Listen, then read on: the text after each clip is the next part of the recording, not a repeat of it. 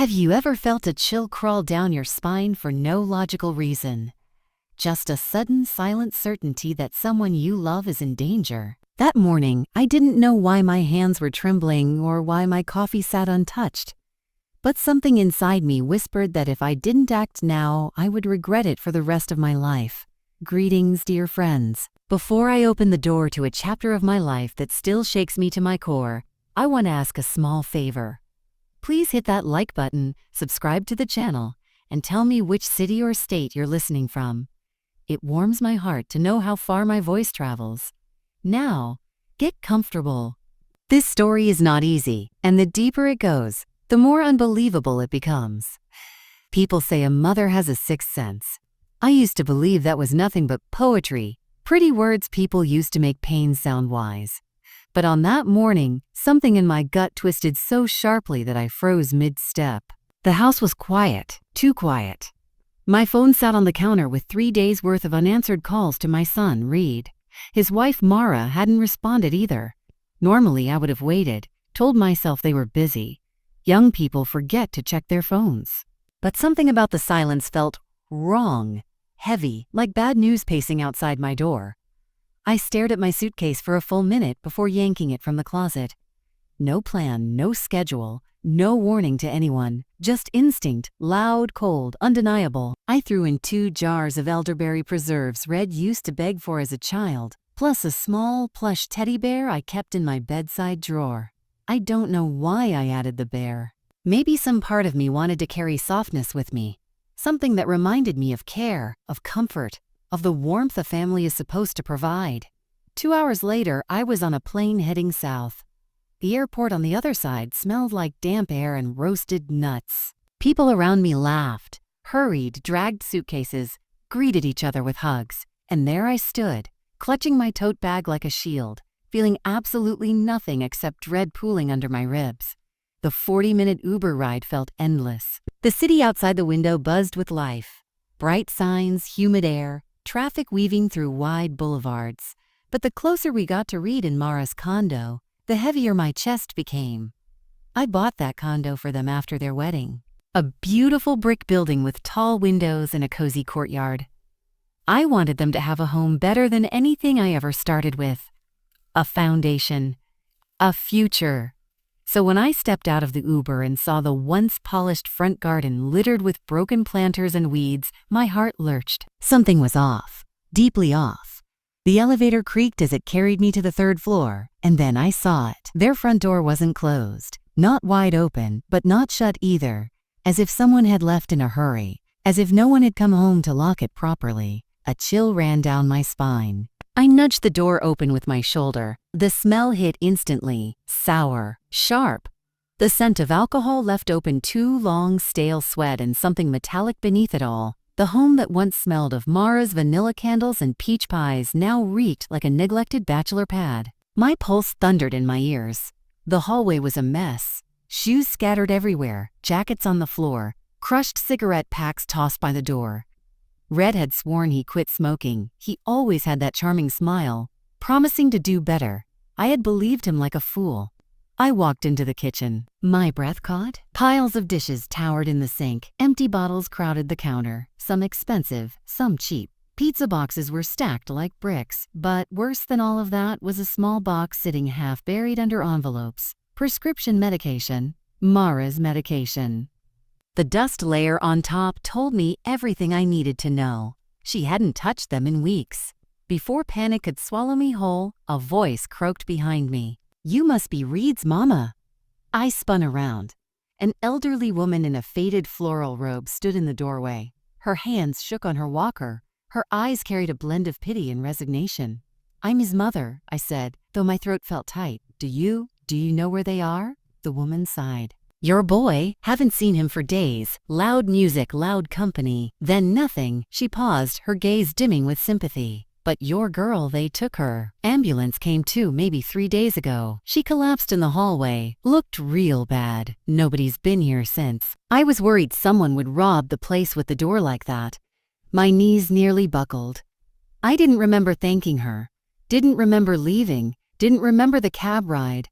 Only the pounding in my chest as the hospital grew closer through the window.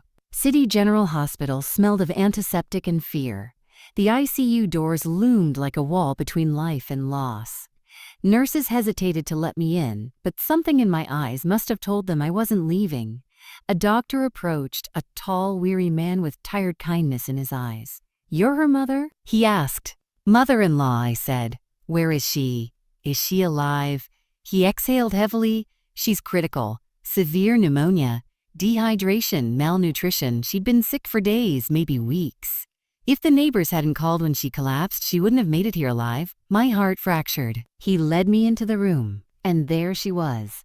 Mara lay small and fragile, swallowed by white sheets and tangled tubes. Her skin was pale wax, her lips cracked, her cheekbones razor sharp. She looked like someone who had been abandoned long before she collapsed. I walked to her bedside, took her cold hand in mine, and whispered, "You are not alone anymore." Outside that door, I still had no idea what my son had become, but I was about to find out. 2 weeks later, the world looked different. The hospital discharged Mara with a gentle smile and a packet of instructions. Her cheeks had regained some color. Her voice no longer trembled when she spoke, and although her steps were slow, they were steady in a way that felt symbolic. Like each footstep was reclaiming a piece of herself that had been stolen. I walked beside her, carrying her small overnight bag. The early afternoon sunlight wrapped us both in warmth as we stepped out onto the sidewalk. Mara paused, tilting her face upward as if she were feeling sunlight for the first time. "It feels," she whispered, "like I'm waking up from a nightmare." "You are," I murmured. "And nightmares don't follow you into the light." We reached the car, a modest sedan I'd rented, not the flashy SUV Red had once used as a weapon of ego. I opened the passenger door, helping her inside gently. "Thank you," she whispered, her voice soft but sincere. "For what?" I asked, closing the door and walking around to the driver's side. "For not giving up on me," she said once I sat inside. I met her gaze, and something inside me shifted, something maternal, protective, unbreakable. "You're my family," I said. "Family isn't something you abandon." She blinked rapidly, overwhelmed by the idea that someone, anyone, would fight for her. "I don't know how to repay you." "You don't have to," I said. "Just live." She nodded slowly. "I'll try." When we arrived at the apartment, the one legally hers now, she froze in the doorway. The locks were new. The air smelled faintly of lavender cleaner and fresh paint. The place felt lighter, warmer, untouched by his cruelty. But memories lingered, her breath hitched. "It's okay," I whispered, placing a hand on her back. "You're not walking into the past. This is the beginning of something new." She stepped inside, taking it all in, hesitant, fragile, but undeniably present. "I don't want any of his things," she murmured. "You won't have to see them again," I said. I cleared them out. "Everything left belongs to you." Tears filled her eyes. "This feels unreal." "Good," I said softly. "Your old life was the unreal one." She let out a small laugh, thin but genuine. A laugh I hadn't heard before. A laugh that sounded like someone learning how to breathe again. Over the next few days, we settled into a gentle routine. I stayed nearby in my small studio next door, checked on her constantly, cooked for both of us, and helped her sign up for therapy and support services. Each day she grew a little stronger. She learned how to rest without fear, how to eat without guilt, how to sleep without listening for footsteps, how to exist without shrinking. One afternoon, we sat on her balcony watching autumn leaves drift like slow golden snow. She turned to me and whispered, "Do you think I'll ever stop being afraid?" "Yes," I said. "Fear fades when the threat fades." "And he's gone," she whispered. "Yes," I said. "He's gone." She sighed deeply, shoulders loosening. "What happens now?" she asked. "Now," I said, taking her hand, "you decide what kind of life you want, and I'll make sure no one takes it from you ever again." She leaned her head against my shoulder, hesitant at first, then fully resting. For a long time, we just watched the leaves fall. But there was one last moment, one final thread to cut. A week later, I received an unexpected message on my phone, a number I recognized, a number I once answered with joy. "Read," but not from a phone, from the automated jail system. A recorded voice said, "You have a collect call from inmate." Then his voice, strained, angry, hollow, "Mom." The system asked if I wanted to accept. I didn't. I pressed its cline. The line disconnected instantly, no hesitation, no second guessing, no trembling. The chapter closed. And for the first time since he was born, I realized something heartbreaking but true. I could love him as the boy he once was, but I could not save the man he had become. On the last evening of autumn, Mara and I walked down the street to a small bakery. She moved slowly but confidently, wrapped in a warm coat I'd bought her. She smiled at the smell of cinnamon. "I haven't bought myself something sweet in years. Then we'll start today," I said, pushing open the bakery door. We sat by the window with hot tea and warm pastries, the city glowing behind us like a rebirth. Mara took a bite, closed her eyes, and sighed with pure comfort. "This," she whispered, "feels like living." "It is," I said softly. We watched people walking by. I reached across the table and held her hand.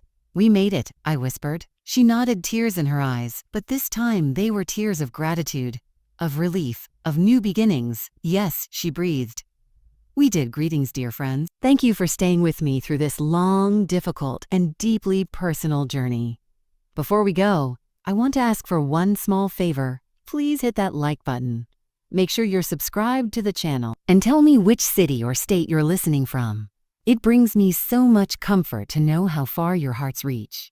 This was a story about courage, about choosing yourself, about breaking cycles that harm us, and about discovering that sometimes family is found in the places we least expect. If this story touched you, or made you think, or made you feel seen, please consider leaving a super thanks to support the channel. It helps me continue bringing you more life stories just like this. On your screen right now, you'll see 2 more stories I think you'll love. Click on either one, and I'll meet you there.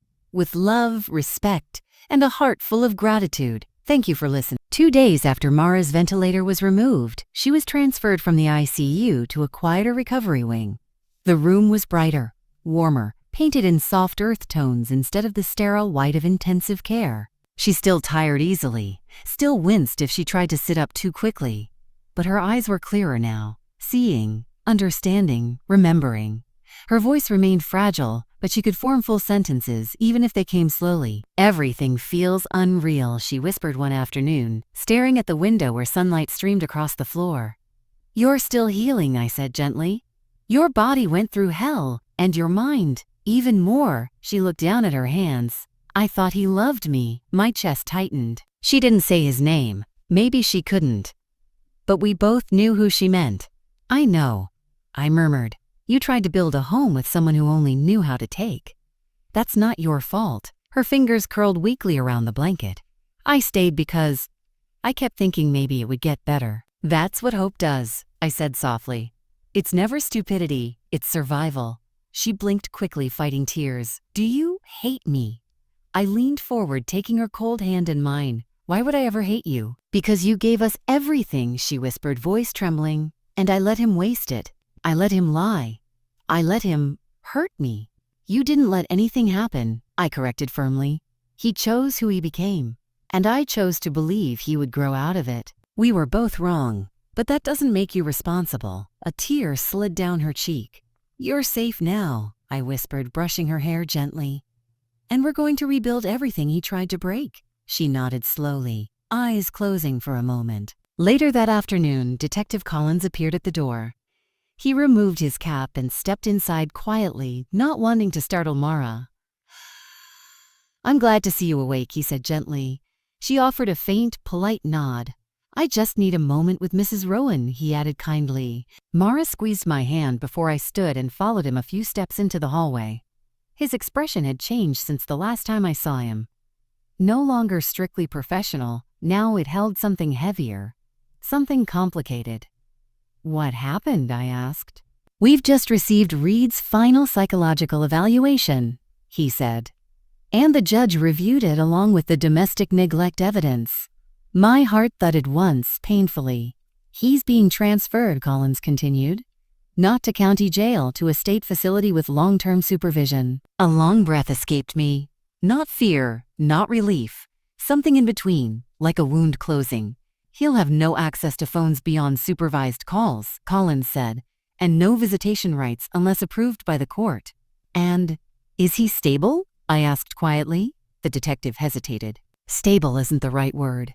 He's volatile but subdued. His behavior hit a breaking point yesterday. He had to be restrained after an outburst. My stomach twisted, remembering all the outbursts I had dismissed as frustration, the tantrums I had softened with money or excuses. Collins lowered his voice. He said something during the episode, something I'm legally required to report.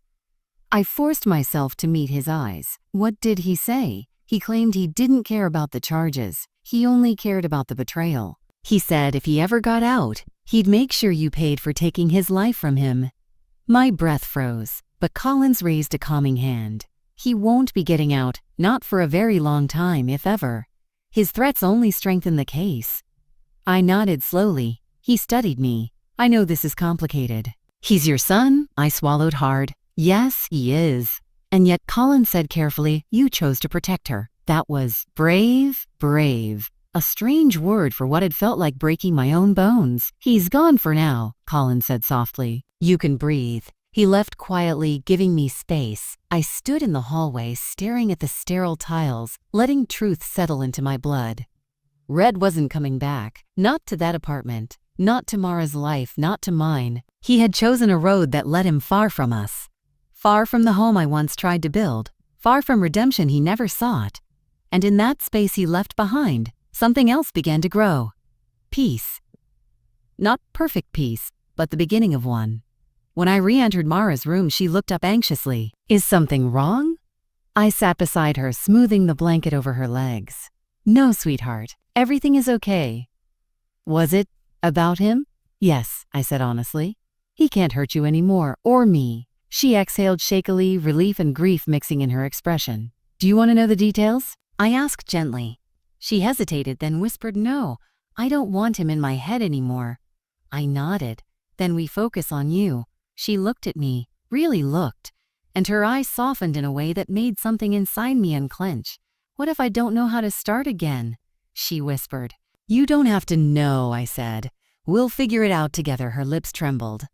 I'm scared, I know.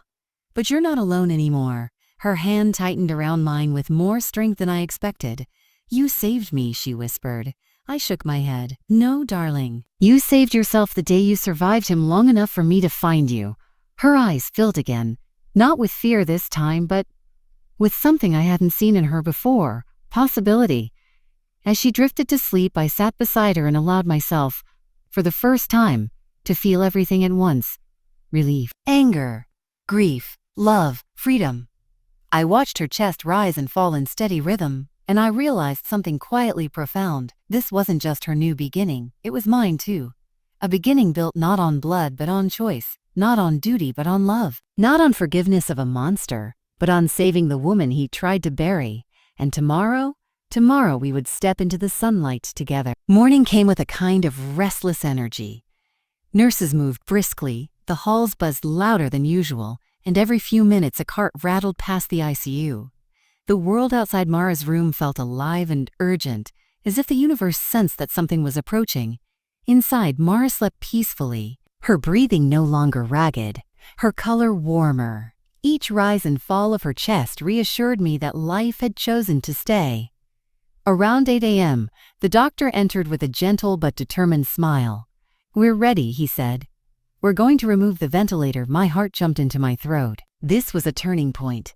Not just medically, but emotionally. When Mara could breathe on her own, she would step fully out of the darkness Reed had pushed her into. They carefully disconnected the tubing, lifted the mask, and guided her through slow breath. She winced once, coughed softly, then inhaled deeper. She was breathing, healing beautifully, the doctor murmured. When they left us alone, Mara blinked slowly, her gaze drifting toward me. Hi, she whispered, her voice scratchy and soft but fully her own. My chest tightened with relief. Hi, sweetheart. She swallowed painfully. Water? I held a rinse sponge to her lips and watched her eyes close in gratitude as the moisture hit her parched tongue. You're safe, I whispered again. You're doing so well.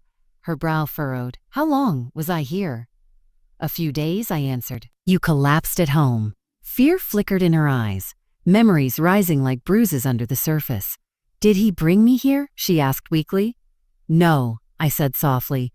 He wasn't there. The truth hit her like a blow. Her lips trembled, tears gathering. I knew it, she whispered. I knew he wouldn't help me. Her fragile voice shattered something in me. He didn't, I confirmed gently. But I did. Mara stared at me, confusion folding into grief. Why did you come? Because I care about you, I said simply. Because you deserved better than silence. Her tears spilled over. He said no one would ever want me. The sentence, small, broken, honest, hit me harder than anything I'd heard. Oh, darling, I whispered, brushing her cheek gently. He said that because he needed you to feel small, needed you to feel helpless. That's how men like him keep control. Her throat tightened. I believed him. That wasn't weakness. I said firmly. That was survival. Her breathing steadied, her eyes fixed on mine. Are you angry at me? No, I said instantly. Never at you. Her body shook with a tiny sob. I'm angry at him, I corrected, voice quiet but sharp. I'm angry he took your kindness and twisted it. I'm angry he left you alone. I'm angry he convinced you your life didn't matter. She squeezed my hand weakly as if testing whether she was allowed to hold on. You matter, I whispered fiercely. You matter so much. A nurse stepped inside, saw Mara awake, and smiled warmly. Welcome back, she said. We've missed you. Mara managed a soft nod, then the nurse's expression shifted as she looked at me. There's someone here to see you. In the waiting area, my spine stiffened. Cold crawled up my neck. Who? I asked, already knowing. A public defender. He says he represents your son. Of course. Reed couldn't reach me, so he'd sent someone else. I'll be right back, I murmured to Mara. Rest until I return.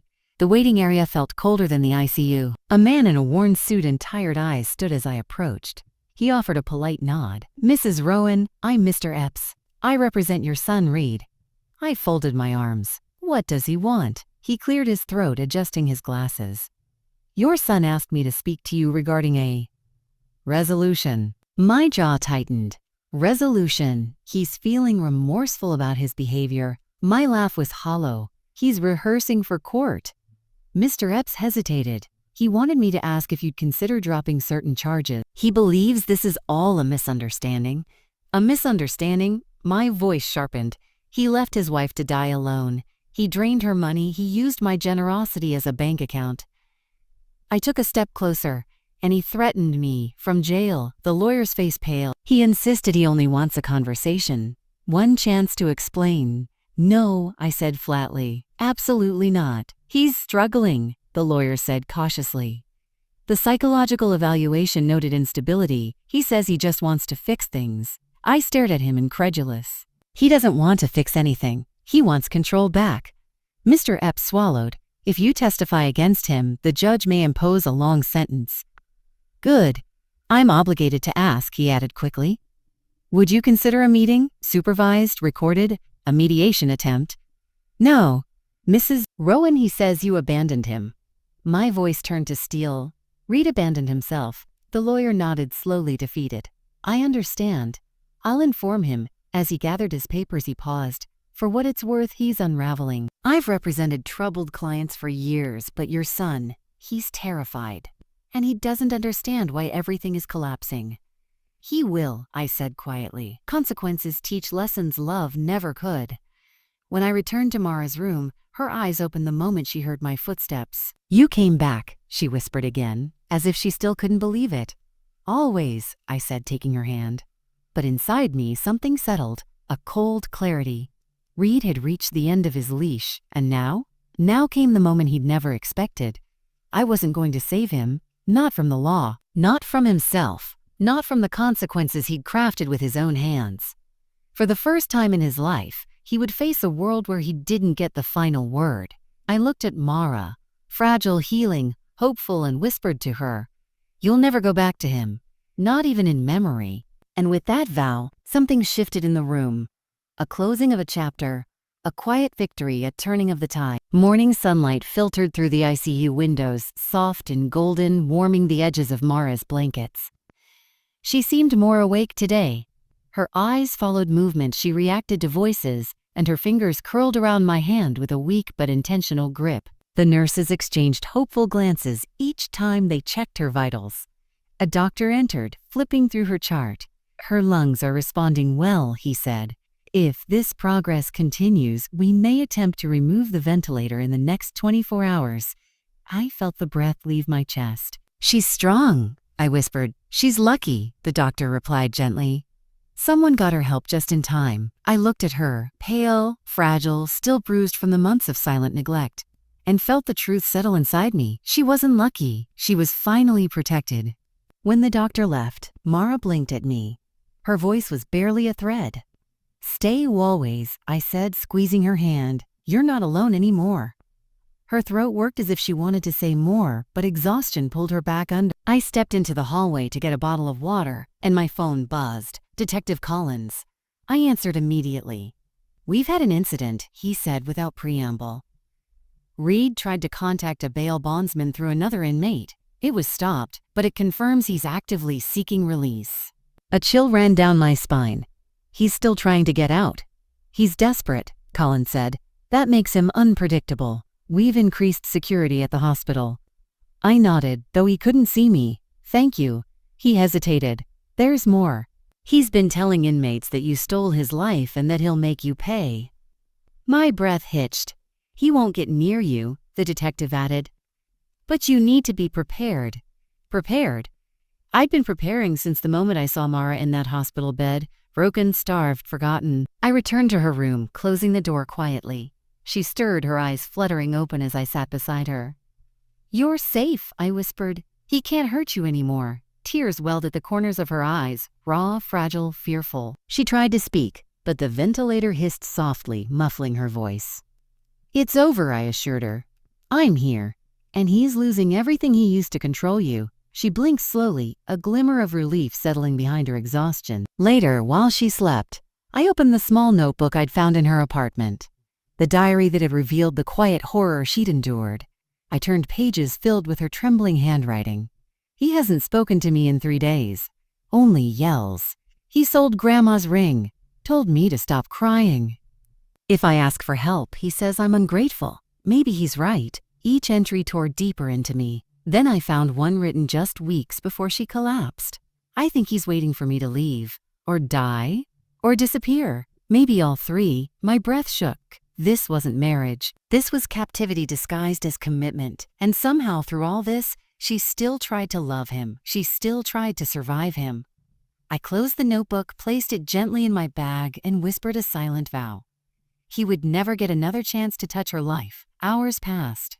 Nurses moved quietly. Machines hummed. Mara drifted in and out of awareness. Then, just before sunset, her eyes opened wide. Not in confusion, not in fear, in recognition. She squeezed my hand with unexpected strength. "You came," she whispered. Emotion hit me hard.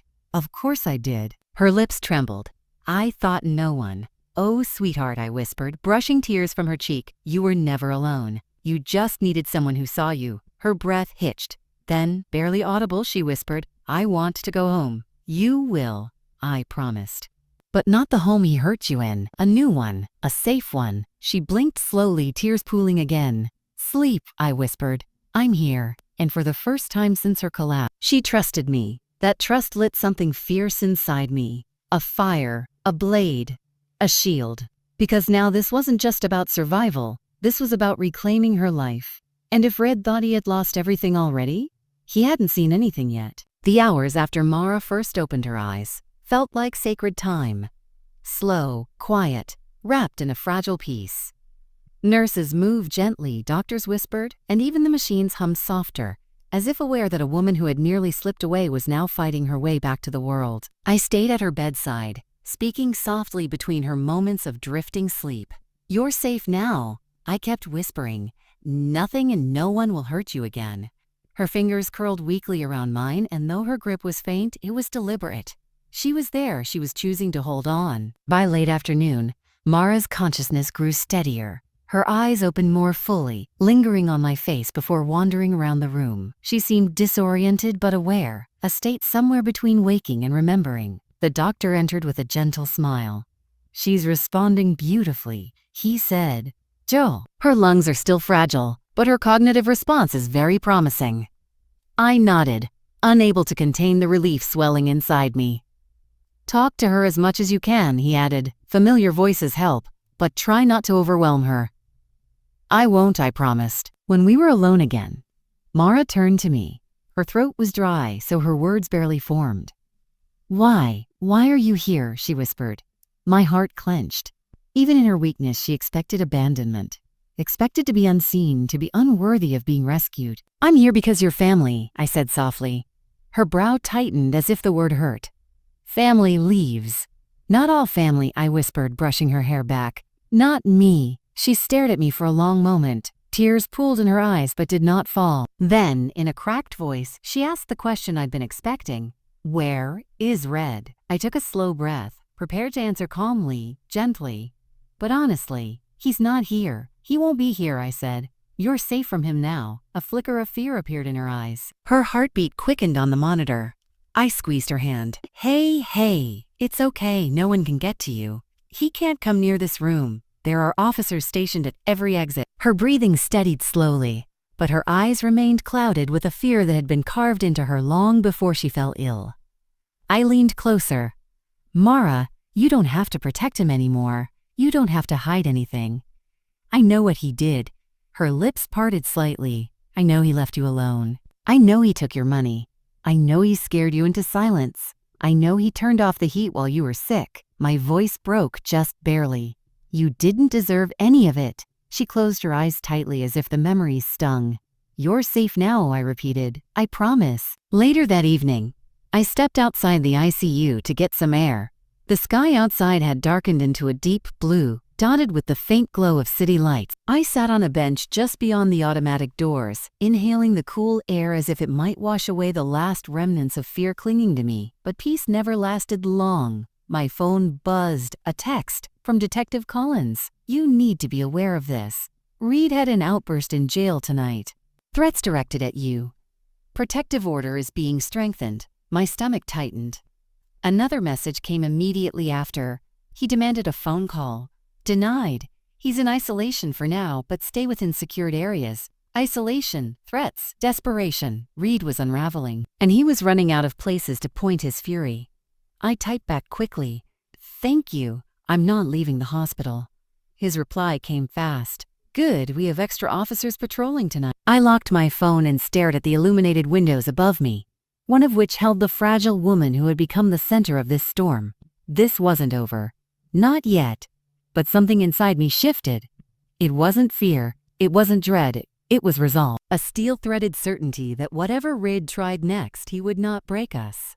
When I returned to Mara's room, she was awake again. Her eyes tracked me as I walked in. "You came back," she whispered. I sat beside her, heart tugged tight. "I told you. I'm not leaving." Her lip trembled. "He always said no one would want me." My chest ached. "He lied." She looked away, ashamed. I believed him. "That's what abusers do," I said gently. "They break you down so you can't see the truth." Her eyes filled. "I'm sorry." The apology fractured something inside me. "No," I said firmly, reaching for her hand. "You don't ever apologize for surviving, you hear me?" She blinked slowly. "You're not weak," I told her. "You're not helpless. You survived something no one should ever face alone." A tear slid down her cheek. I wiped it away. "You have a home, you have protection.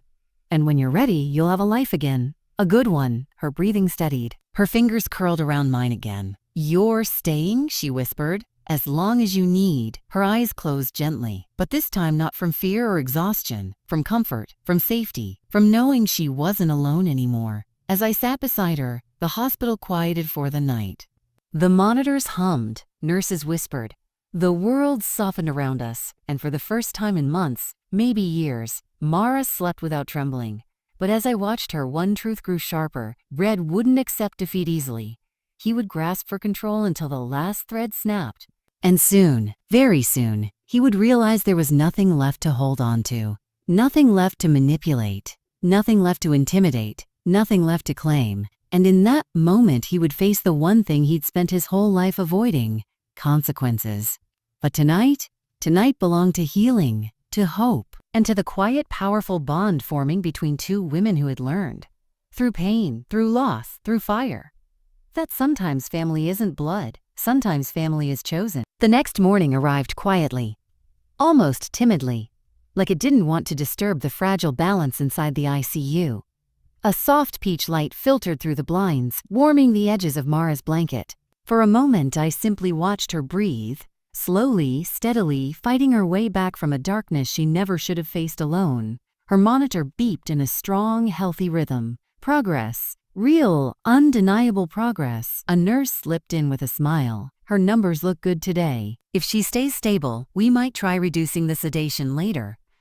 My heart jumped. She might wake, fully, maybe, or she may drift in and out.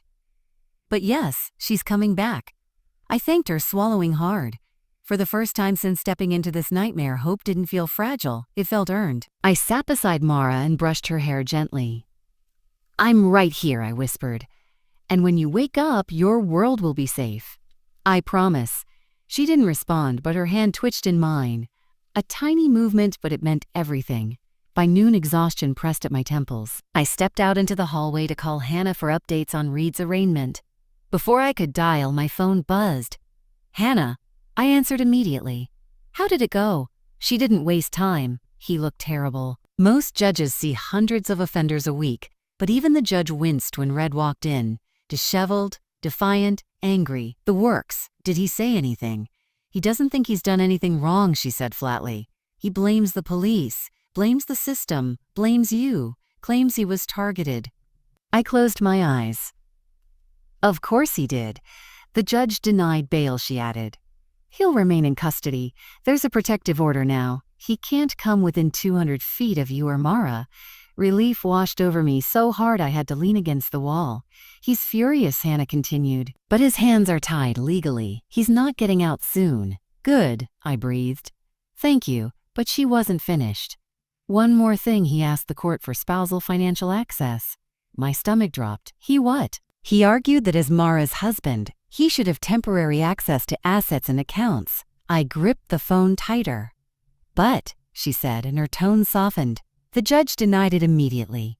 The evidence of neglect is overwhelming." Neglect, such a clean word for something so monstrous. "He's losing every avenue of control," she said gently. "That's when people like him get the most dangerous. Stay alert." "I will," I whispered. We hung up and I stayed standing in the hallway for a long moment, letting the information settle. Reed was cornered now. All his old tools, manipulation, charm, entitlement, were useless. With every legal blow, his world was shrinking, but I couldn't focus on him right now. Not when something far more important needed me. I took a breath and returned to Mara's room. Inside, the lights were dimmed and the air was warm. A nurse stood beside the bed, adjusting a new IV bag. When she saw me, she smiled softly. "Mrs. Rowan, she's been responding to stimuli more clearly." We lowered the sedation. My heart leapt. Can she hear me? It's possible. Talk to her. I approached the bed, hands trembling slightly, and sat down. "Mara," I whispered, leaning close. "Sweet girl, it's me. I'm here." Her eyelids fluttered. My breath caught. Then slowly, painfully, her eyes opened a fraction. Her gaze was unfocused at first, drifting across the ceiling, then the window, then finally toward me. When her eyes landed on my face, something flickered. Fear, confusion, recognition. I couldn't tell, but it was something, and something was everything. I squeezed her hand gently. "It's okay. You're safe." Her lips moved, barely, a fractured whisper. "Where in the hospital?" I said softly. "You collapsed, but you're healing." She swallowed hard, her dry throat working, her breathing hitched. Then she whispered, cracked, trembling. "Is he here?" Not Reed's name, not even a full sentence, just that one terrified question. My heart broke and hardened in the same second. "No," I said firmly. "He will never come near you again, I promise." Her eyes welled. Not with fear this time, but with relief so raw it made my own vision blur. She tried to speak again, voice shaking. He turned the heat off. A tremor ran through her whole body. Her pulse monitor began to spike. "Shh, shh," I soothed, touching her cheek. I know everything." Her eyes widened, shame and pain mingling in them. I shook my head. "Listen to me. None of that was your fault. Not the fear, not the sickness, not the loneliness, none of it." A tear slipped down her cheek. I wiped it gently. "You're not going back to that life," I whispered. "It's over. I made sure of it." Her lips parted in an attempt to speak, but the nurse stepped in. "She needs to rest," she said softly. "But this is a good sign." I nodded and pressed a kiss to the back of Mara's hand. "Rest now. There's nothing left to fear." Her eyes fluttered closed, but not from sedation this time, from trust, because for the first time she believed she was safe. As I stepped out into the hallway, the weight of everything hit me. She was awake. She remembered. She feared him. Reed hadn't just damaged her physically. He had carved fear into her bones. But now she had me. Protection, legal safeguards, security, a home he could never touch again. And she had something she hadn't felt in a long time, a future. I leaned against the wall, breathing deeply. And for a moment, just a moment, the universe felt still, calm, aligned, but deep down I knew something Red didn't. This wasn't the end. The confrontation, the final breaking of the last ties, was still ahead. And when it came, I would not tremble. I would not hesitate, because I wasn't just fighting for justice anymore. I was fighting for the woman who had almost died waiting for someone to choose her, and I had chosen her. By the time afternoon sunlight filtered weakly through the ICU blinds, my exhaustion was bone deep, but it no longer ruled me. Something sharper had taken its place, purpose. Every breath Mara fought for reminded me why I couldn't afford to crumble. A nurse peeked in with a small smile. Her vitals are stronger today. She may try to open her eyes soon. Hope fluttered in my chest. Not soft, fragile hope, but sturdy hope, forged through fire. I sat at her bedside, speaking softly. "When you wake up, sweetheart, I'll be right here, and you won't face anything alone ever again." She didn't respond, but her breathing steadied, and for now, that was enough. I stepped into the hallway to stretch my legs. The corridor hummed with the usual hospital soundtrack. Rushed footsteps, rolling carts, murmured voices, but underneath it all I sensed something else, momentum. As if the story had turned, and now we were moving toward an ending none of us had expected. My phone buzzed. A call from Hannah. I answered quickly. "Yes. I just received an update from the courthouse," she said. "Reed's arraignment is scheduled for tomorrow morning. He'll be facing multiple charges." "Good," I said almost too calmly. "He's also requested a public defender, which is unusual given his history." I snorted quietly, probably because he's burned through everyone willing to help him. "Likely," she agreed. "But there's more. Reed attempted to file an emergency marital claim to freeze any property transfers." My heart skipped a beat. He what?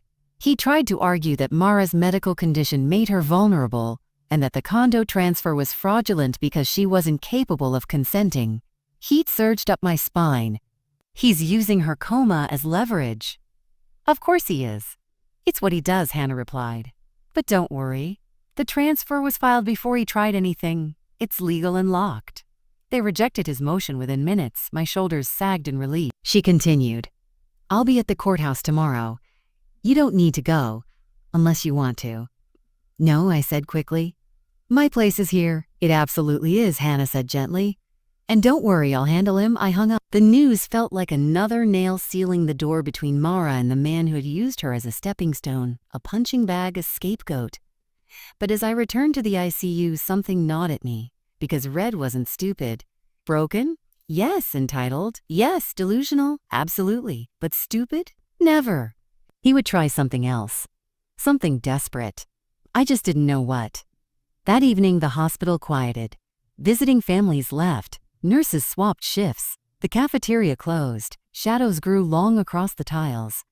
I sat beside Mara again, reading her favorite poetry book aloud. She didn't move much, but her eyelids fluttered at certain phrases, as if tiny pieces of memory were drifting back to her. Round 9 p.m., I stepped outside the ICU to find a bathroom. My phone buzzed again, but this time it wasn't a call. It was a voicemail notification from an unknown number.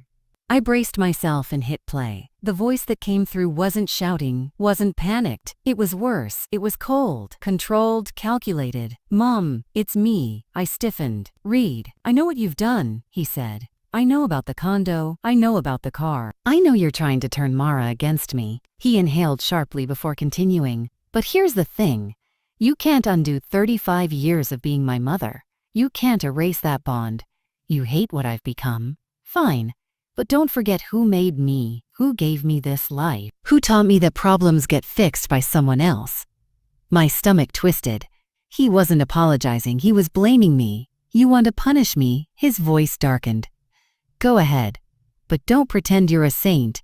You protected me from consequences my entire life. You taught me the world was soft. Now you're suddenly shocked that I treat it that way."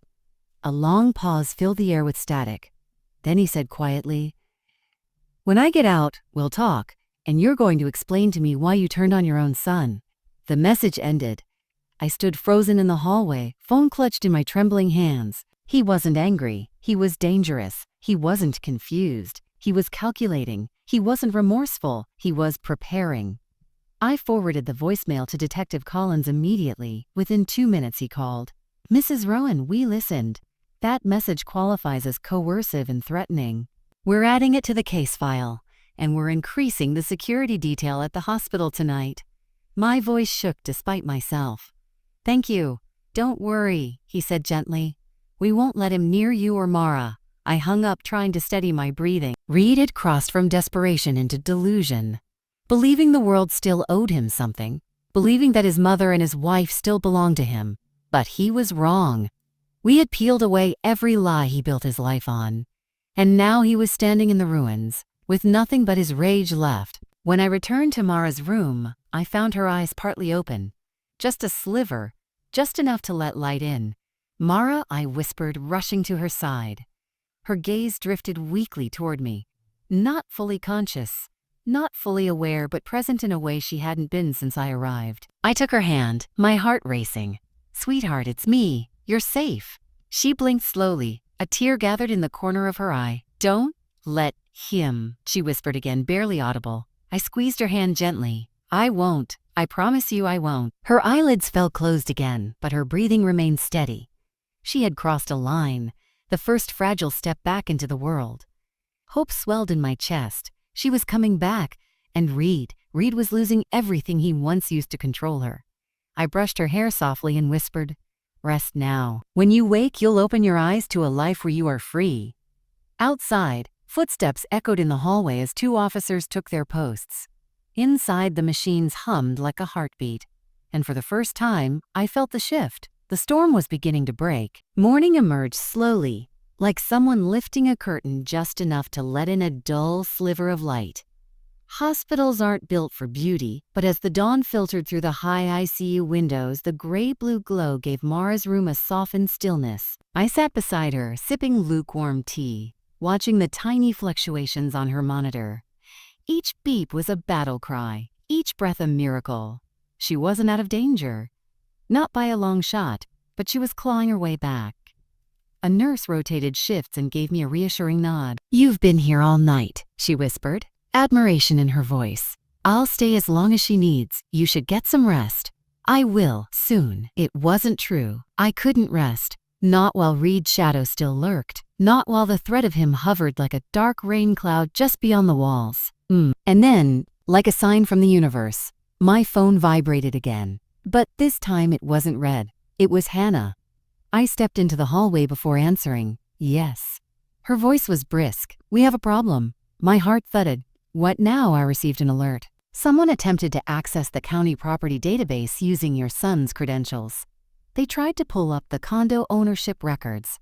My jaw clenched. "He's trying to check if he still owns it." Exactly.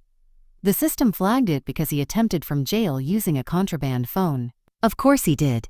Reed's determination didn't come from love. It came from entitlement. "And that's not all," Hannah added. "He attempted twice." I closed my eyes. Twice meant panic. Twice meant desperation. Twice meant he was losing control and knew it. "What happens next?" I asked. "I've already alerted the jail. They'll confiscate the phone. And I'm filing an additional notice to classify the property transfer as protected due to domestic vulnerability." That phrase? Domestic vulnerability. Cut deeper than I expected. It was the truth reflected in clinical, undeniable words. "Thank you," I whispered. "Stay with Mara," Hannah said softly. "Let me handle the legal storm." I hung up and leaned against the wall, letting the knowledge settle. Reed was thrashing, grasping at anything he could use to regain power. And every attempt he made only tightened the net around him. He was unraveling, and soon everyone would see who he truly was. When I returned to Mara's room, something felt different. Her eyelashes fluttered. Not a twitch, not a reflex, a deliberate flutter. "You're waking," I whispered. rushing to her bedside. Her fingers twitched beneath the blanket. Her lips parted slightly, and for the first time since I'd arrived in this city, she made a sound that wasn't just breath. It was life trying to speak. I leaned closer. "Mara? Sweetheart, can you hear me?" Her eyelids trembled again. Her eyes didn't open fully, but there was movement, awareness. Her pulse on the monitor climbed, responding to something familiar, something safe. "You're okay," I whispered, brushing her hair gently. "You're safe now, I promise." The nurse hurried in, alerted by the spike in vitals. She checked the readings, then smiled. "She's responding. It's early, but this is a very good sign." Relief cascaded through me so powerfully my knees went weak. She was fighting her way back. She was coming home to herself, and Red would never touch her again. Hours passed in a blur of small victories. Mara's breathing improved. Her hands twitched more frequently. Occasionally, she made soft sounds, each one a tiny rebellion against the darkness she'd been forced into for far too long. Around noon, as I was adjusting her blanket, she whispered something. It was faint, barely a breath, but I leaned close. "Don't let him." The words barely escaped her lips, but they shattered me. "Oh, darling," I whispered, stroking her forehead. "I won't. I swear to you, you'll never have to be afraid of him again." Her heart monitor steadied as if my words eased something inside her. I stayed by her side, whispering soothing words, letting her drift in and out of consciousness. Then my phone buzzed again. Another unknown number. "Not jail, not police," I answered cautiously. A man's voice greeted me, calm, professional. "Mrs. Rowan, this is Officer Jennings with County Courthouse Security." My stomach dropped. "Is something wrong? We've had an incident with your son during processing." I gripped the phone tighter. "What kind of incident?" He became hostile when informed of the additional charges. He attempted to lunge at a staff member and was restrained. He kept yelling that his mother would fix everything and that he was being robbed. Hostile. Unrestrained. Unhinged. A chill wound through me. "He also demanded access to your contact information," the officer continued. "We denied the request and added restrictions, but I wanted to let you know his behavior is escalating." Of course it was. I had cut off his access to his car, his apartment, his finances, his illusions. For the first time in his life, he was facing consequences that couldn't be charmed, manipulated, or lied out of. "Thank you for informing me," I said, steady despite the tightness in my throat. "We'll keep you updated." When I hung up, I stared at Mara's peaceful face. Reed wasn't just spiraling. He was collapsing into the truth of himself. And truth was a brutal mirror. I took a deep breath and reached for Mara's notebook, the diary I'd found in the condo. I ran my fingers over the worn cover. She had documented her suffering in these pages, quietly, privately, painfully. She had lived each day in fear, sickness, hunger, loneliness, and emotional captivity. And even through all that, she never asked for help. She never reached out, because Red had convinced her she had nowhere else to go. But she was wrong. She had me now. And when she woke, she'd learned that her life no longer belonged to the man who tried to extinguish it. It belonged to her future, to the safety I would fight tooth and nail to give her. I leaned close and whispered, "Rest, sweetheart. You're coming back to a world where you are treasured, not tolerated." Her fingers twitched again. A faint squeeze, and that tiny squeeze felt like the first sunrise after the darkest night. The hospital at night has its own pulse. Hallways echo differently. Footsteps sound louder. Even whispered conversations drift like ghosts under the fluorescent lights around 2 a.m. I found myself wandering toward the waiting lounge again. Not because I needed coffee, but because my mind refused to be still. I sat near the large window overlooking the dark parking lot. A police cruiser idled near the entrance, its headlights cutting across the asphalt. Detective Collins had kept his word. Reed wouldn't get near this building tonight, but the protection didn't ease the pressure in my chest. My eyes were burning, my bones ached, my nerves felt frayed and electric. For 35 years I had been Reed's buffer, his excuse maker, his safety net. But now, with every passing hour of his absence, a layer of his influence peeled away from my skin. The more distance I put between him and myself, the clearer I saw the damage he'd caused. Not just to me, but to the gentle, fragile woman lying in the ICU. The vending machine buzzed beside me. Somewhere down the hall, a nurse laughed softly. Life, even in a place like this, moved on. But for me, time had narrowed to one point. Mara needed me. Reed would destroy her if he got near her again. I sipped my bitter coffee and tried to fend off exhaustion when the automatic door slid open. A tall, thin man in a gray suit entered, carrying a clipboard and a laptop bag. His badge glinted faintly. He scanned the room, spotted me, and approached. "Mrs. Rowan," he asked gently. "I'm Lucas Grant. I'm with the hospital's patient advocacy office. You asked for a meeting? I had almost forgotten. But yes, I had requested one earlier that day. After discovering Red tried to use Mara's identity to access a loan, I wanted safeguards. I needed layers of protection even beyond the legal ones. "Yes," I said, standing. "Thank you for coming this late. We're here around the clock," he replied with a reassuring smile. "How can I assist you?" I gestured to the chairs and we sat. I need to ensure that until Mara wakes, no one except myself and authorized hospital staff can make medical decisions, access her records, or inquire about her condition. He nodded, typing quickly. "You're asking for a confidentiality lock on her chart and a restricted visitor code." "Exactly." "Do you have her medical power of attorney?" "I do." I handed him the signed document I'd taken from Hannah earlier. It was filed legally this afternoon. He reviewed it, nodded, and entered more notes on his tablet. "Once I activate this, all external calls regarding Mara will be rerouted to security. Anyone claiming to be her spouse will need to provide a verbal code. One I'll set up uniquely for you." "Good. I want her completely inaccessible to anyone except me." He paused, studying my expression with gentle curiosity. "Mrs. Rowan, do you believe she's at risk?" A lump formed in my throat. "Yes," I said simply. "Not from strangers. From someone she trusted." He didn't ask more. He didn't need to. His sympathy was quiet and professional. "Her account will be locked in 10 minutes, he said. "And I'll notify the nursing staff personally." "Thank you," I whispered. As he stood to leave, he added softly, "Whatever she's gone through, she's lucky to have you, lucky." If only he knew how deeply I wished none of this had been necessary at all. When I returned to Mara's room, she seemed slightly more peaceful, as if the storm inside her had eased just a fraction. The ventilator hummed steadily. The soft glow of the monitors cast small reflections on her pale cheeks. I sank into the chair again and whispered. I tightened every lock. "He can't reach you anymore." Mara didn't stir, but her eyelashes fluttered faintly, as if some tiny part of her registered the change. I held her hand with both of mine, trying to transfer warmth into her chilled skin. I hadn't realized I'd drifted into a light sleep until the door creaked open.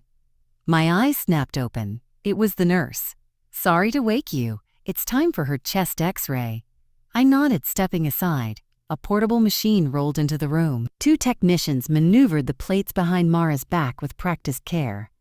I watched every movement like a hawk, as if vigilance alone could keep her safe. The nurse turned to me. "She's fighting, you know," she said softly. "Some patients let go, but she's holding on. She's stronger than she knows." The nurse smiled. "Most people are when someone finally stands beside them." Her words sat heavily with me long after she left. Around 5 a.m., I went to the restroom to splash cold water on my face. When I stepped out, my phone lit up with several notifications. I froze when I saw the first message, a text from an unknown number. "You can't hide her forever." My breath caught. Another message followed. "You think you're in control, but you're not. She's still my wife. That apartment is mine. This is all temporary." Then the last message, "I'll get out.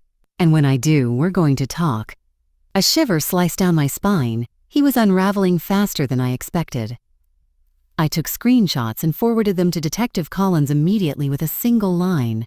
"He's escalating." He responded within 5 minutes. "Received. We're increasing security." He's not getting near you or the hospital. Only when I saw those words did my pulse begin to calm. I shoved the phone in my pocket and walked back to Mara's room. I sat beside her, took her hand again, and whispered, "Let him threaten, let him rage, let him cling to whatever fantasy he has left. None of it matters anymore. You're not going back to the life he tried to trap you in." Her fingers twitched again, a quiet affirmation, a promise. A new beginning forming beneath the bruises and exhaustion. I leaned closer. When you wake up, I whispered, everything will be different. Outside, the first light of morning crept over the horizon. Inside, Mara fought on. And for the first time since this nightmare began, I believed she would win. Night settled over the hospital like a heavy blanket. Quiet in some corners, tense in others. In the ICU, the lights dimmed to a soft glow. Machines blinked steadily, and the air carried that sterile coolness unique to places where life hangs in the balance. I sat beside Mara again, watching her chest rise and fall in slow, controlled breaths. Even with the ventilator assisting her, each inhale seemed like an act of defiance. A promise that she hadn't given up, not yet. The private nurse stepped in. She's still stable, she whispered. Her fever is down another degree. Good, one more piece of ground regained. But even with progress, my mind wouldn't settle. Every time I closed my eyes, I saw Reed's SUV, in all its glossy, midnight black arrogance. Speeding past the ICU windows, laughter spilling from inside while Mara lay dying unseen behind the glass. Every time I blinked, I heard his voicemail. Fix this, Mom. I'm sitting here with criminals. Bring my documents. As if everything in the world existed only to orbit him. The nurse adjusted Mara's blanket and stepped out. The quiet returned, and with it, the echo of everything I'd discovered that day. Her diary, the neglect, the stolen belongings, the manipulation, the humiliation. A soft knock appeared at the door. A hospital security guard, the one stationed outside the ICU, peeked in. Mrs. Rowan, he said gently. Sorry to interrupt. A man just called the nurse's station again asking for visiting rights. Said he needs to collect something from the patient. My stomach tightened. Did he give a name? The guard shook his head. No, ma'am. But he sounded insistent and angry. Reed, still desperate, still trying to squeeze value from the life he'd nearly destroyed. I've alerted administration, the guard continued. And don't worry, no one's getting through without clearance. I nodded gratefully. Thank you. He left, and I sat back, exhaling slowly. Reed wasn't finished yet. Not even close, but neither was I. Around 10 p.m., I headed to the visitor's lounge to stretch my legs. The room was quiet, except for a young mother rocking her toddler and an elderly man flipping through a newspaper he clearly wasn't reading. I grabbed a cup of piping hot tea from the vending machine and sank into a chair. For a moment, I allowed myself to drift, not asleep, but into a kind of heavy stillness that comes after days of emotional warfare. Then my phone buzzed. This time, it wasn't a call. It was a text message from an unknown number, but the tone, unmistakable. Mom, I heard everything. You think you won, don't you? I stared at the screen, jaw tightening. Another message arrived immediately. I don't know what lies Mara told you, but I'll fix this. I always fix things. You can't cut me out of my own life. The third message came seconds later. Open the door when I get there. I'm coming. A chill ran through me. Reed wasn't supposed to have access to a phone. Someone at the jail must have bent rules. Or Reed had manipulated someone already, but that wasn't the frightening part. The frightening part was the boldness, the entitlement, the assumption that he could still walk into the hospital, or the condo, or anywhere else, and reclaim what he believed was his. I didn't hesitate. I sent the messages directly to Detective Collins. Within 2 minutes he called. Mrs. Rowan, I just reviewed the screenshots. He's not supposed to have outside contact outside designated hours. I'll investigate immediately. Detective, I said, forcing my voice steady. He's threatening to come here. I'll notify patrol. You'll have a unit outside the hospital for the night. Thank you. When I hung up, my hands were trembling slightly. Not from fear, but from adrenaline. Even caged, Reed managed to claw at whatever scraps of control he thought he had left. But he was unraveling, and unraveling people are dangerous. I returned to Mara's room, closing the door quietly behind me. The soft whirring of the ventilator provided a strange comfort, a reminder that her body was still fighting, that she still had a chance. I sat again, smoothing her hair gently. You're stronger than he ever deserved, I whispered, and you're not alone anymore. As if in response, a faint furrow appeared between her eyebrows. Her eyelashes trembled. A tiny sound escaped her throat, something between a sigh and a weak protest. I leaned closer. Mara, sweetheart. Her lips parted slightly, dry and cracked, and she breathed out a raspy whisper. Cold. I froze. That word. A shard of memory from her diary stabbed through me. He turned off the heat. She had been so sick. And he turned off the heat. My chest constricted with fury and heartbreak. "You're warm here," I said gently. "We're taking care of you now." Her breathing steadied again and she drifted back into unconsciousness. I pressed a hand over my mouth as tears stung my eyes. Not from weakness, from rage at the cruelty she endured, from relief that she survived long enough to escape it, from the promise that she would never return to that nightmare. Around midnight, the private nurse returned to check on her. After finishing, she gave me a sympathetic smile. "You should rest, Mrs. Rowan." "I will," I lied. "Soon." She nodded and left. I remained in the chair, watching the slow rise and fall of Mara's chest. Outside, the wind howled against the hospital windows. Somewhere in the hallway, a nurse's shoes squeaked faintly. A distant monitor beeped with urgency. But inside this small room, the world shrank to one truth. Mara was fighting her way back, and Red was fighting to regain control, but only one of them had someone fighting beside them. I took her hand again. "We're not finished yet," I whispered. By the time I returned to the hospital, the sun had slipped behind a wall of gray clouds, tinting the world in a dull, sickly light. The air felt heavier, as if the day itself understood the gravity of everything unfolding. I walked back through the sliding glass doors, nodded to the security guard, and made my way to the ICU. The rhythmic beep of monitors greeted me like a grim welcome. I paused at Mara's doorway, bracing myself before stepping inside. She looked the same, still fragile, still pale, but something in her face had shifted. The tension around her eyelids was softer, her breathing steadier. The doctor had said she was improving, but seeing even a hint of calm on her face felt like witnessing sunrise after an endless storm. I sat beside her and took her hand again, whispering, "The locks are changed. The condo is safe. You're safe." As if sensing the reassurance, her fingers twitched beneath mine. A nurse came in, checking the IV lines, adjusting the heart monitor. "You're doing a good job talking to her," she said kindly. "Even if she doesn't respond, hearing a familiar voice can help." "I'm not going anywhere," I whispered. The nurse gave a gentle smile and stepped out, leaving the room in a soft hum of machines and quiet determination. Around lunchtime, I stepped into the hallway to stretch my legs. Tests were being run, a new round of medication scheduled. I needed air, but I couldn't leave the building entirely. Not yet. The hospital cafeteria was dim and nearly empty. I bought a cup of weak coffee and sat in the corner. As soon as I took my first sip, my phone vibrated on the table. Unknown number. Again, I answered with a steady voice. "This is Mrs. Rowan." A woman's voice, nasal and irritated, cut through the line. Yeah. Is this Reed's mom?" My stomach tightened. "And who is this?" "Cammy," she said, as if I should have recognized her. "I was with him when the cops showed up, of course. One of the girls from the SUV." I didn't respond. She continued, voice rising with attitude. "So, are you gonna fix this mess? I mean, Reed told us that whip was his. Said he was some big investor. Then the officers were like, 'Ma'am, this car is stolen.' Embarrassing, her shrill laugh grated on my nerves. 'Your embarrassment is none of my concern,' I said flatly. She scoffed. 'Lady, I don't care about your drama. Just tell the cops he had permission to drive the car. They said if the owner confirms it wasn't stolen, he gets released. And what makes you think I want him released?' Silence. Sweet, sharp silence. Finally she muttered, 'Damn, you're cold.' I ended the call before she could say anything else. It wasn't coldness. It was a lifetime of enabling finally burning itself out. Hours later, Detective Collins called again.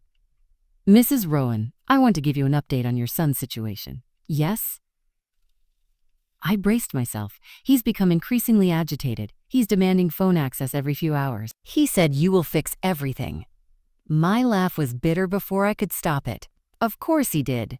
Just so you know," the detective continued, "if he contacts you again from jail and becomes threatening, we can file additional charges."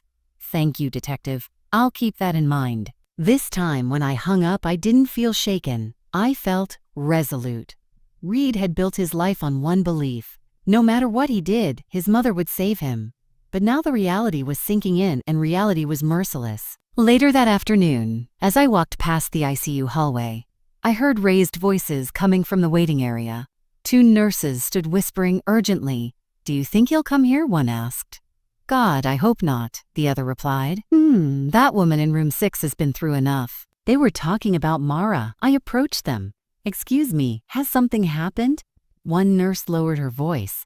Someone called the front desk asking for access to the ICU. Said he was the patient's husband and needed to check on his property. Property, I repeated. My blood going cold. Yes. When the receptionist said visiting hours were restricted, he got angry. He demanded to know when she'd be alone. My grip tightened on my purse. Did he give a name? No, the nurse said. But he sounded volatile. There was no doubt. Reed was trying to reach her, trying to get back into the apartment, trying to reclaim control of the life he drained dry. But he was locked out, physically and legally. This was his rage lashing blindly. I'll take care of it, I said. I went straight to the security office and arranged a temporary protection order, stating clearly, no male visitors except hospital staff allowed into Mara's room without my verbal consent. The guard, a tall man with steady eyes, nodded. We'll station someone by the ICU doors. No one gets near her without authorization. Good. I wasn't just fighting for Mara's life anymore. I was fighting for her future. As evening settled, I returned to Mara's bedside. The shadowy room felt like a sanctuary compared to the turmoil outside. I gently laid her notebook. The diary on the bedside table. One day she would need it. One day she would choose what to do with the truth written inside. But not today. Today she needed only peace. I leaned close to her ear and whispered, he can't hurt you anymore, Mara. Not your money, not your home, not your body, not your spirit. The door to him is closed. A faint tear slipped from the corner of her eye and trailed down her temple. She heard me. Somewhere deep inside the haze of medication and exhaustion, she heard me. I brushed the tear away gently. The beeping monitor continued its steady rhythm, hopeful, determined. This battle wasn't over, but we were winning. The next morning began not with sunlight, but with the thud of reality. My alarm buzzed at 6:30 a.m., though I'd barely slept an hour. I washed my face in the icy hospital bathroom sink, staring at the woman in the mirror, hair pulled back, eyes shadowed, mouth set in a firm line. This wasn't the face of the mother who had once baked red birthday cakes shaped like dinosaurs. This was the face of the woman who had finally reached the breaking point and was ready to rebuild her life from the ashes. By 7 o'clock, Mara's doctor came in with an update. Her vitals are improving, he said. She's not out of the woods yet, but the infection is responding. Progress, a sliver of hope. I thanked him and sat by Mara's bed again, touching her hand gently. You keep fighting, I'm right here. But I couldn't stay long. There was more work to do, more loose ends to seal before Reed learned the truth. By mid-morning, I left the hospital with a folder tucked under my arm. Medical authorizations, financial statements, copies of the condo transfer Hannah had filed electronically. Everything was legitimate and irreversible. As I stepped into the brisk morning air, my phone buzzed again. Another unknown number. But this time I answered. Mrs. Rowan, it was Detective Collins again? Yes, we've transferred your son to temporary holding until arraignment tomorrow. He's agitated, claims his car was taken unlawfully, claims you'll bail him out. My jaw tightened. I won't. A brief pause. Then, he also requested phone access. He's been calling multiple numbers. If he contacts you again and it becomes harassment, let us know. I'll handle it. Understood. For now, he stays put. I hung up. Reed's world was shrinking, fast, and he had no idea it was about to get even smaller. I headed back to the condo. Not to see Reed, but to find Mara's documents so I could finalize her hospital registration. She had no family nearby, and according to hospital policy, certain decisions required legal authorization. The condo building was eerily quiet. When I opened the door, the same stench from 2 days ago clung to the walls. Alcohol, stale smoke, and something far worse, abandonment. I tied my scarf around my nose and stepped inside. The bedroom was the worst. Clothes thrown everywhere, drawers half open, an overturned laundry basket spilling Mara's soft sweaters onto the rug. Her side of the closet was untouched, color-coordinated, neat, lonely. His side looked like a tornado had swept through. But what caught my eye wasn't the mess. It was a small notebook protruding from under a fallen cardigan. A plain, brown, worn notebook. I picked it up and opened it. The handwriting, The looping, careful script I recognized instantly belonged to Mara. But the words punched me in the chest hard enough to take the air out of me. April 4, he said I embarrass him, that I asked too many questions. He took my debit card and said he'd handle the bills. I haven't bought groceries in 2 weeks. I turned the page. April 17, he sold my grandmother's necklace, said it was old junk. I found the pawn slip in his jeans. I don't know who I am anymore. Another page. May 2, he yelled so loudly the neighbor knocked. He said the apartment was his, that his mother paid for it for him, not for us. He said if I kept nagging him, he'd throw me out. I didn't sleep tonight. And another. June 11th. I fainted this morning. I think my fever is worse. I told Reed I needed a doctor. He said we can't afford that right now. Then he left for the weekend. My hands trembled so violently I almost dropped the notebook. This wasn't marriage. This wasn't negligence. This was cruelty. Systematic, deliberate cruelty. This was someone draining the life from a gentle woman piece by piece. I sank onto the edge of the bed, notebook pressed to my chest, my breath ragged. I had raised a boy who grew into this man, a man who chipped away at a woman until she had nothing left, a man who used fear as currency, a man who twisted love into leverage, and Mara, the sweet girl who couldn't hurt a fly, had been living in hell behind my back. A sharp knock startled me. I hurried to the living room. A locksmith stood in the doorway with his toolbox. Behind him stood Hannah and 2 uniformed officers. Perfect timing. Everything ready? I asked. Hannah nodded. The paperwork is filed. The property belongs to Mara exclusively. These officers are here to supervise the lock change and ensure there's no disturbance if your son shows up. One of the officers nodded. We'll wait until the new system is installed before we leave. I gestured them inside. Take your time, I told the locksmith. Do it right. He began drilling out the old lock. The sound echoed down the hallway. A harsh, grinding reminder that one door was closing for good. A symbolic sound, a necessary sound. The officer stood guard near the entrance. Hannah whispered to me, if he tries to get in tonight, or tomorrow, or next week, call me. You have enough documentation now to file a protective order? I nodded, pocketing Mara's notebook. He won't get near her. Not ever again. When the locksmith handed me the new keys, shiny, heavy, unfamiliar, they felt like more than metal. They felt like armor. Thank you, I whispered. I left the condo without looking back. The chapter of Reed's entitlement, of destruction, manipulation, and unchecked cruelty was over. But the chapter of rebuilding Mara's life? That was just beginning. When I walked back into the hospital that morning, the world outside felt like a different planet entirely. Out there, people were jogging, buying coffee, walking dogs, complaining about traffic. In here, everything revolved around respirators, chart updates, and the quiet, fragile rhythm of healing. I made my way to the ICU. Mara's nurse, a calm middle-aged woman with soft eyes, greeted me with a nod. She had a stable night, she said. No fever spikes, stable. Such a small word, yet it felt like a blessing. I stayed with Mara for a while, humming quietly. An old lullaby my own mother used to hum when storms rattled the windows. Mara didn't move, but her breathing synced just barely with the melody. That was enough. By noon, exhaustion had wrapped itself around my shoulders like a damp shawl. I needed air. I needed to think. I stepped out into the courtyard behind the hospital, where a few benches circled a dying fountain. I sat down, feeling the weight of everything I now knew and everything I still had to face. My phone buzzed again. Another unknown number. This time I let it ring. Voicemail. Then, seconds later, another call. Voicemail. He wasn't giving up. I finally opened the voicemail transcripts, not because I cared what Reid had to say, but because knowing his next move mattered. Predicting him had become part of survival. Voicemail 1. Mom, please. They're treating me like a criminal. You have to come down here. You have to fix this.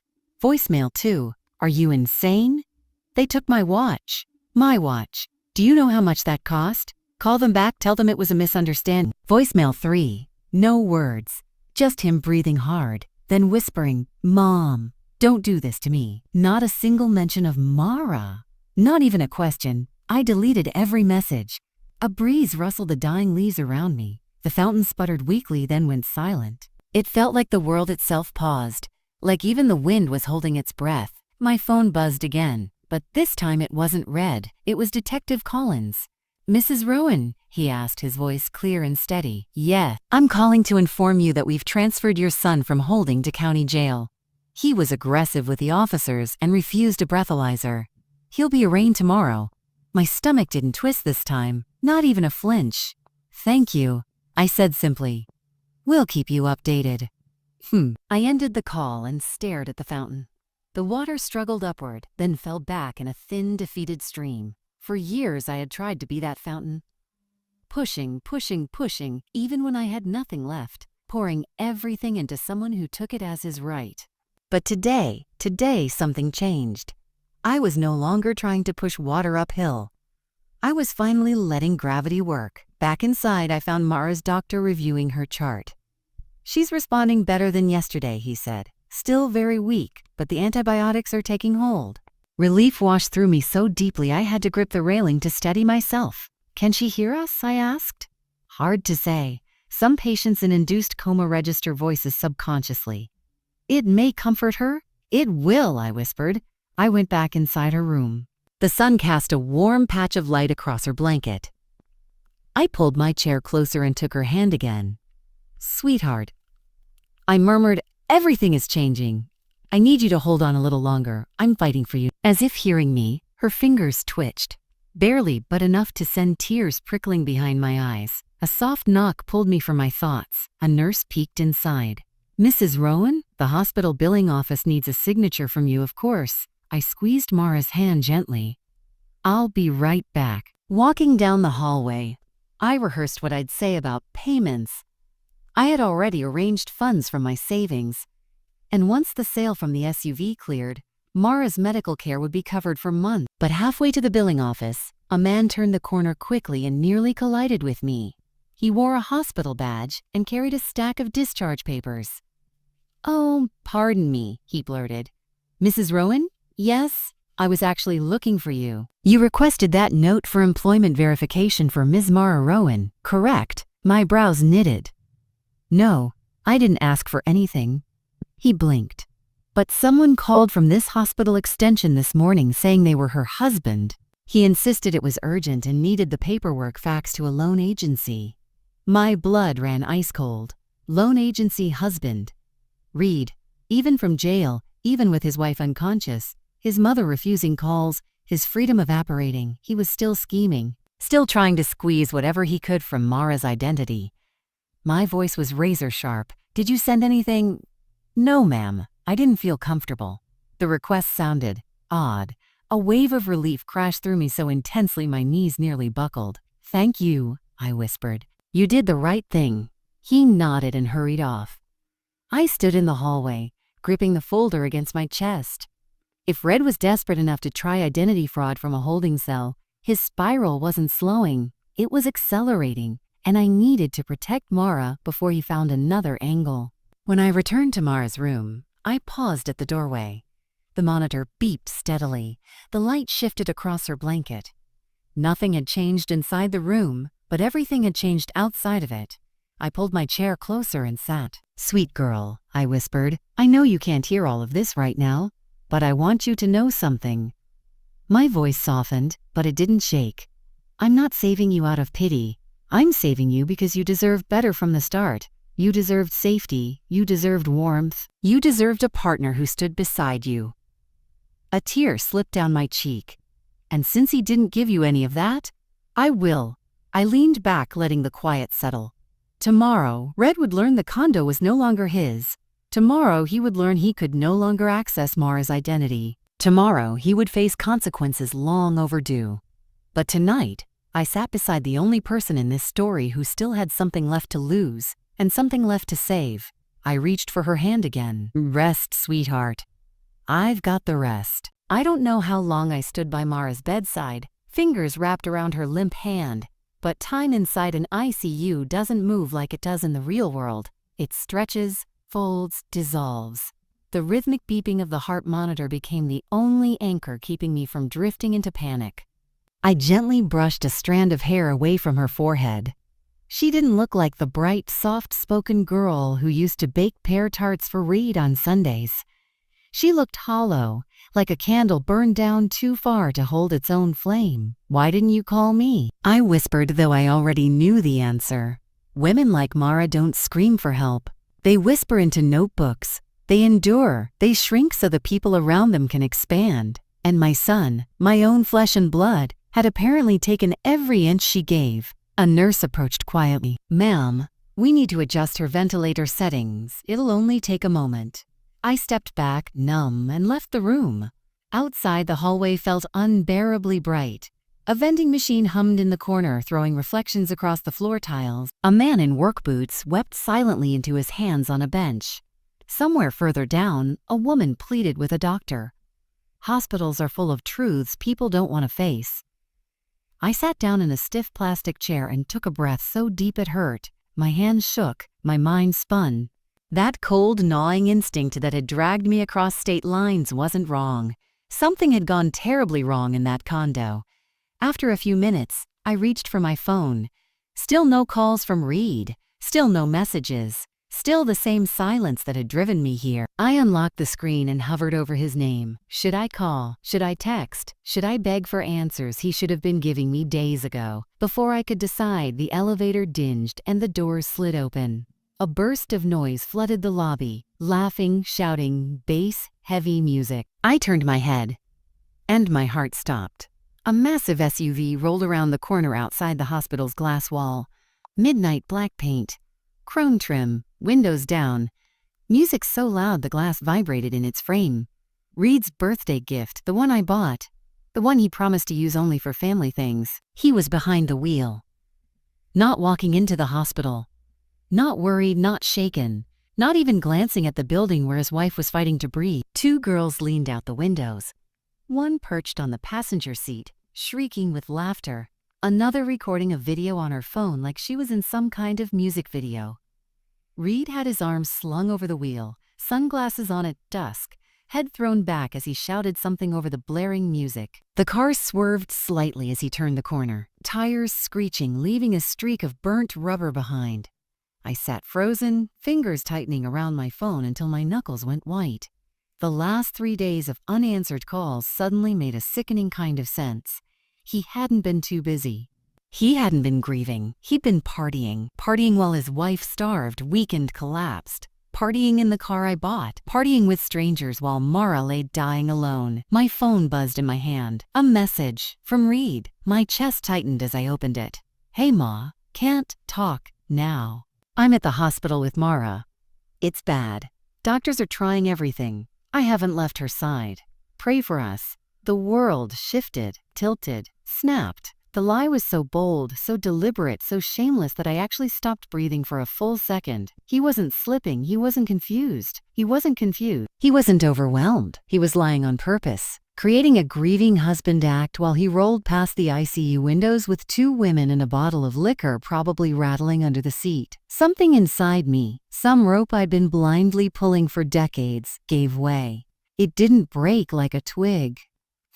It didn't shatter like glass. It snapped like steel, sharp and final. I stood up, air burning in my lungs, no screaming, no crying, no maternal excuses whispering in my ear. Just clarity, cold, precise, merciless clarity. I walked back toward the ICU doors. The receptionist looked up, offering a soft, sympathetic smile, oblivious to the storm brewing behind my own. "Ma'am, can I help you? Water, please." My voice didn't even shake, just some water. She handed me a plastic cup. I sat again, staring at the murky liquid as if it were telling me my future. 10 minutes, I thought. Just 10 minutes. 10 minutes to bury the illusion of the son I thought I had. 10 minutes to stop pretending he would grow up someday. 10 minutes to mourn the boy with scraped knees and Mother's Day drawings. Then I set the cup down, took a slow breath, and pulled out my phone. If Reed wouldn't protect his wife, I would. If he wouldn't act like a man, I would act like a mother. I dialed. 911, what's your emergency? My voice was steady, crystal clear. "I'd like to report a stolen vehicle," I said. "A black SUV currently being driven dangerously near City General Hospital." The dispatcher asked for details. I gave them efficiently. No hesitation, no guilt, no tremor. When she asked if I knew the driver, I closed my eyes. Did I know him once upon a time? Ma'am, she repeated patiently. Do you know who was driving the stolen vehicle? No, I said. And in that moment, it was the truest thing I had ever spoken. The call ended with a soft click, but the silence in its wake felt louder than the ambulance sirens wailing outside. I lowered the phone, staring at my reflection in the dark screen. For the first time in my life, I didn't recognize the woman looking back at me. Her eyes were cold, her jaw was set, and her heart. Her heart wasn't breaking anymore. It was forging something new, something stronger, sharper.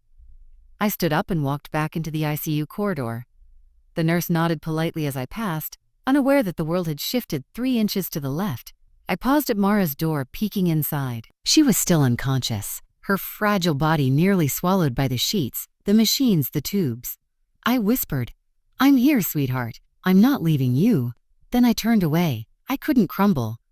Not yet. The waiting room was almost empty now. A janitor mopped quietly near the far wall. A vending machine buzzed, its fluorescent light flickering.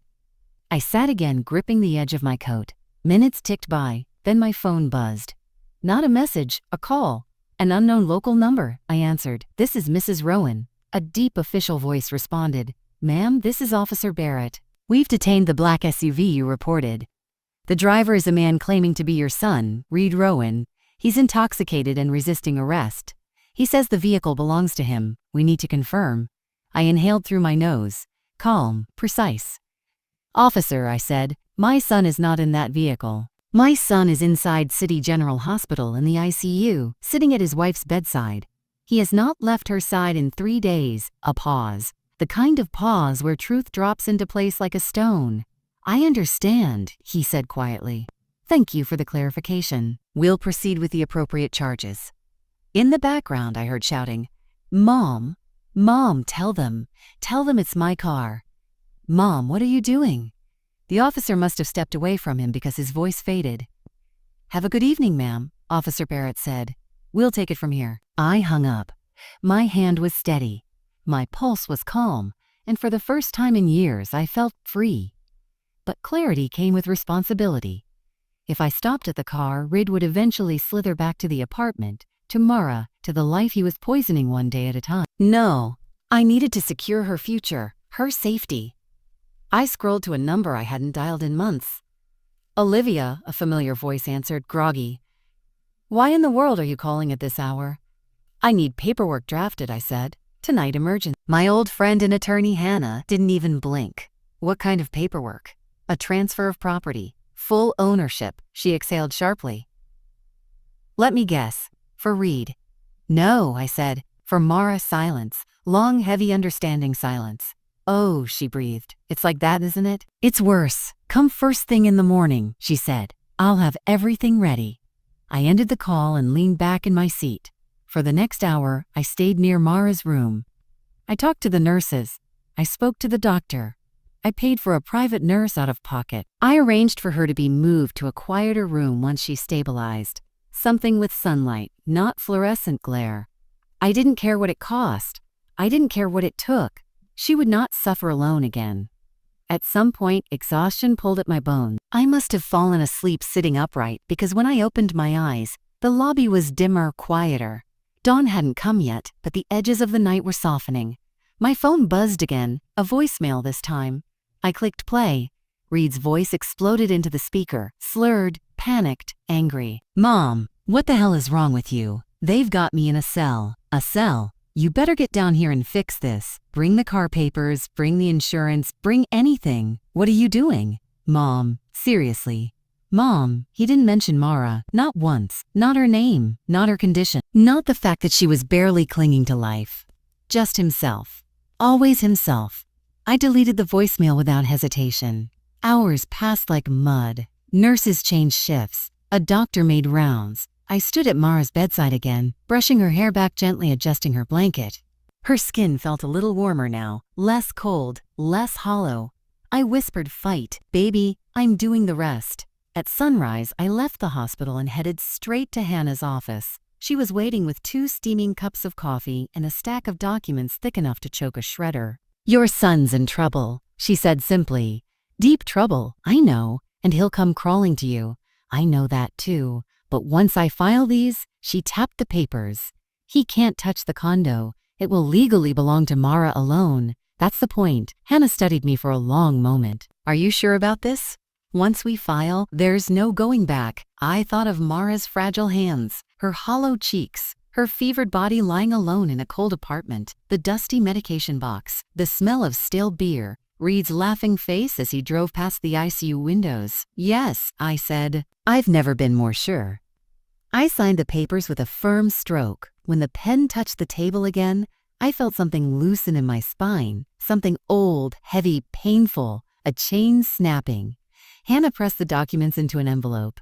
I'll file electronically. It'll be official within the hour. I nodded. Outside, the early morning sunlight felt harsh and strange against my skin. I pulled out my phone. Just in time to see another incoming call from the jail, I didn't answer. Instead, I said quietly to myself, that was the last day you controlled anything. Then I turned around and walked back toward the hospital. The only place, the only person who still needed